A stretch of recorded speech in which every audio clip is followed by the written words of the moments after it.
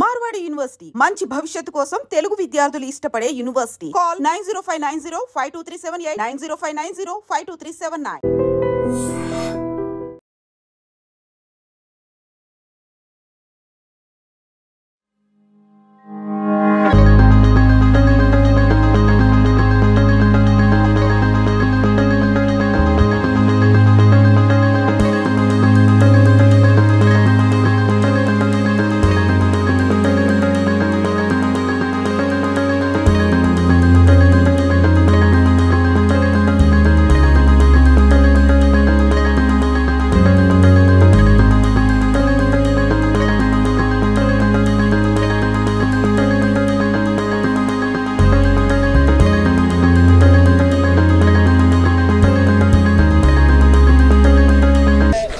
లో అమాయకమైన టూరిస్టుల ప్రాణాలు బలి తీసుకున్న టెర్రరిస్టులపై విరుచుకుపడుతోంది భారత సైన్యం.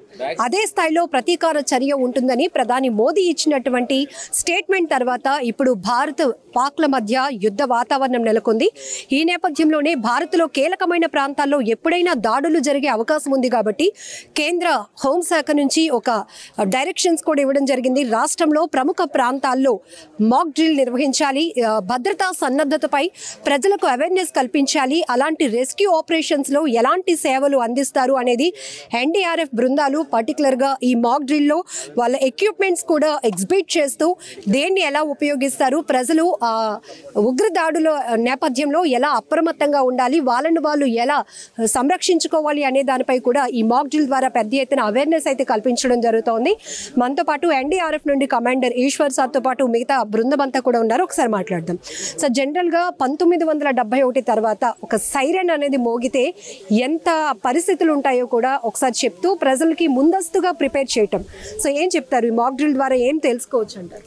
మాక్ డ్రిల్ ద్వారా ఎటువంటి పరిస్థితుల్లోనైనా మనకి హాని జరిగే సమయంలో ఏ విధంగా మనకి మనం ప్రొటెక్ట్ చేసుకోవాలి, పబ్లిక్ ప్రొటెక్షన్ అనేది చాలా ఇంపార్టెంట్. అందులో భాగంగానే మనకి ప్రజలు ఏ విధంగా రక్షించుకోవాలనే దాని మీద ఈరోజు మనం జాలార్పేట డివిజన్ని కలెక్టర్ గారు ఒక డైరెక్షన్ ఇవ్వడం జరిగింది. అక్కడ మోక్ ఎక్సర్సైజ్ చేస్తున్నాం. అందులో భాగంగానే సివిల్ డిఫెన్స్ ఎన్సీసీకి ముఖ్యంగా ట్రైనింగ్ అనేది ఇవ్వడం జరుగుతుంది. అందులో ఎవకేషన్ ఎలా చేయాలి, తర్వాత పేషెంట్ క్యారీ ఏ విధంగా ఉండాలి, తర్వాత ప్రజలు ఎవరైతే అందులో చిక్కుంటారో అటువంటప్పుడు వారిని ఏ విధమైన సాధనాలతో సురక్షిత ప్రాంతాలకు తరలించాలి. తర్వాత బ్లాక్అవుట్ అనేది ఇక్కడ ముఖ్యమైనటువంటి డ్రిల్. సాయంత్రం 7 గంటల తర్వాత చీకటి పడిన తర్వాత ఏ విధంగా మనకి మనం ప్రొటెక్ట్ చేసుకోవాలి, మనం అండర్ కవర్లో ఉండాలి. అండర్ కవర్లో ఉండాలంటే ఇళ్లల్లో ఉండి కిటికీలు లైట్స్ ఆఫ్ చేయాలి, కిటికీలు బంద్ చేయాలి, తర్వాత డోర్ కర్టన్స్ వేయాలి, ద్వారాలు తలుపులు అన్నీ మూసివేయాలి. తర్వాత తగినటువంటి సమాచారం ఇచ్చినంత వరకు అందులోనే ఉండాలి.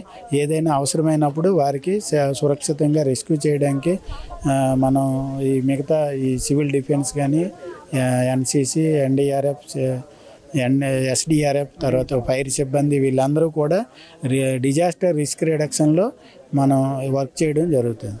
As per central directions category 2లో మన విశాఖపట్నం ఉంది. ఇక్కడ మనం పోర్ట్ చూడొచ్చు, భారీ పరిశ్రమలు ఇవన్నీ చూస్తూ ఉన్నాం.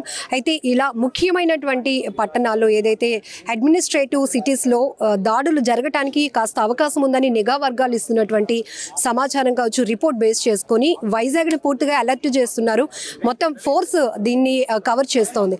సార్, పబ్లిక్ నుంచి అంటే ప్యానిక్ అవ్వకుండా ఎలా అండర్ కవర్ అంటే ఫస్ట్ సైరన్ మోగగానే ఎలాంటి ఇండికేషన్స్ ఉంటాయి, పబ్లిక్ ఇమ్మీడియట్గా చేయాల్సినటువంటి యాక్షన్స్ ఏంటి? పబ్లిక్ ఇమీడియట్గా చేయాల్సింది ఎక్కడికక్కడే మనం దాక్కునే ప్రదేశాల్లో ఉండాలి. తర్వాత ఇది ఒక్క విశాఖపట్నమే కాదు, దేశవ్యాప్తంగా అన్ని సిటీల్లో కూడా చేయడం జరుగుతుంది. అంచేతన ప్రతి ఒక్కరూ కూడా తమకి అవేర్నెస్ అనేది ఉండాలి. ప్రతి అవేర్నెస్ ఉంటే వాళ్ళ ప్రాణాలను వాళ్ళు ఈజీగా రక్షించుకోగలరు. దాని మీదే మనం ఈరోజు బ్లాక్అవుట్లో భాగంగా ఇవన్నీ కూడా లైట్స్ ఆఫ్ చేయాలి, పబ్లిక్ మూమెంట్ అనేది కంట్రోల్ చేయాలి. సరే, ఇలాంటి దాడుల పరిస్థితులు వచ్చినప్పుడు ఫస్ట్ మనకు కమ్యూనికేషన్ అనేది పోతుంది, అట్లానే కనీస సదుపాయాలు కూడా మనం దూరం అయిపోతూ ఉంటాం. అలాంటి సిచ్యువేషన్లో పబ్లిక్ ఎట్లా ప్రిపరేషన్తో ఉండాలి అంటే? పబ్లిక్ ఎమర్జెన్సీ కిట్ అనేది ఉంటుంది, డిజాస్టర్ కిట్. దాన్ని కూడా మనం ప్రతి దీంట్లో కూడా చెప్పడం జరిగింది. కమ్యూనిటీ అవేర్నెస్లో ఎనీ ఎమర్జెన్సీలో మనం డిజాస్టర్ మేనేజ్మెంట్ కిట్ అనేది ఇళ్లల్లో ఉండాలి. దాన్ని అనుసరించే వాళ్ళు ప్రిపేర్గా ఉంటారు. ఆ విధమైనటువంటి సూచనలు సలహాలు అనేవి ఈ వార్డు నుంచి తర్వాత సివిల్ అడ్మినిస్ట్రేషన్ వరకు వాళ్ళకి చెప్పడం జరిగింది. ఈరోజు మోక్ డ్రిల్లో కూడా అది చేయడం జరుగుతుంది. సో ఇలాంటి ప్రకృతి విపత్తులు కావచ్చు, వరదలు, తుఫాన్లు, లేకపోతే భారీ అగ్ని ప్రమాదాలు జరిగినప్పుడు ఎన్డీఆర్ఎఫ్ సాహసోపేతమైనటువంటి సేవలు మేము చూస్తూ ఉంటాం. ఈరోజు వైజాగ్లో ఈవినింగ్ జరగబోతున్నటువంటి బిగ్ మాక్ డ్రిల్లో మీ ప్రెజెన్స్ ఎట్లా ఉండబోతోంది? అక్కడ యాక్టివిటీస్ కూడా ఏం చేయబోతున్నారు? మేము ఏదైనా కెమికల్ ఎమర్జెన్సీ మీద మాకు చేయడం జరుగుతుంది. అదేవిధంగా సివిల్ డిఫెన్స్ తర్వాత ఎన్సీసీకి కూడా సహాయ సహకారాలు అందించడం జరుగుతుంది. సో ఇది మనం చూడొచ్చు. ప్రెసెంట్ అయితే సేఫ్టీ మాక్ డ్రిల్స్లో ఏ రకమైనటువంటి సేవలు వీళ్ళు అందిస్తారు అనే దానిపై పెద్ద ఎత్తున అవేర్నెస్ కల్పిస్తున్నారు. ఎన్సీసీ క్యాడెట్స్కి కూడా ఇక్కడ అవేర్నెస్ కల్పించడం జరిగింది. సో ప్రజలు అప్రమత్తంగా ఉండాలి. ఇమీడియట్గా సైరన్ మోగిన వెంటనే ఆ ఐడెంటిఫికేషన్స్తో మీకు కొన్ని సూచనలు చేయడం జరుగుతోంది. ఇప్పటికే త్రూ నేషనల్ మీడియా ద్వారా కూడా కేంద్ర ప్రభుత్వం ఎలాంటి డైరెక్షన్స్ ఇస్తుందో దేశ పౌరులకి ఎప్పటికప్పుడు కూడా సమాచారం అందుతూ ఉంది. అన్ని ప్రాంతాల్లో 244 ముఖ్యమైనటువంటి ప్రాంతాల్లో ఈరోజు భద్రత సంబంధించినటువంటి ఎలా సంసిద్ధంగా ఉన్నాం, ఏ విధమైనటువంటి సేఫ్టీ ప్రికాషన్స్ మనం తీసుకోవాలి, అలాగే వ్యక్తిగతంగా ప్రజలు ఎలాంటి అప్రమత్తతతో ఉండాలనే దానిపైన మాక్ డ్రిల్స్ అయితే కొనసాగుతూ ఉన్నాయి విశాఖలో.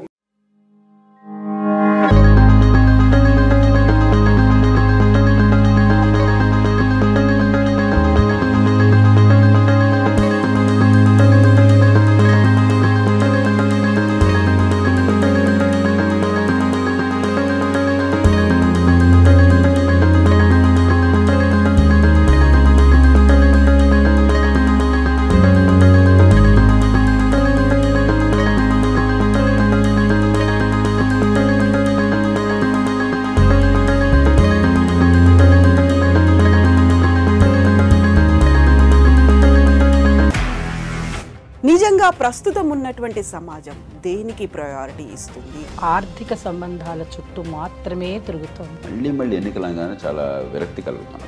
మంచి అనిపిస్తుంది కదా, లేడీస్ కూడా ఛాలెంజింగ్ జాబ్స్ చేసినప్పుడు చాలా బాగుంటది. ట్రాఫిక్ అసిస్టెంట్స్ గా నియమించిన ట్రాన్స్జెండర్స్ అందరితో సాల్యూట్ చేయించుకుంటున్నారు. ఫుడ్ డెలివరీ ఇవ్వటానికి వెళ్ళినటువంటి డెలివరీ బాయ్ అనిల్ పై కళ్ళ ముందు